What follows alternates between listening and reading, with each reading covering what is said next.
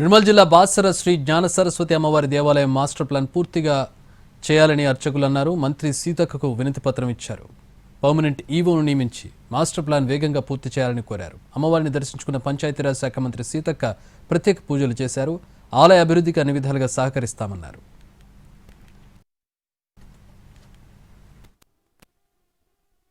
Master plan ready అవుతా ఉంది. Master plan వస్తే ఒక అద్భుతమైనటువంటి ఆలయంగా తీర్చిదిద్దబడుతుంది సరస్వతీదేవి ఆలయము.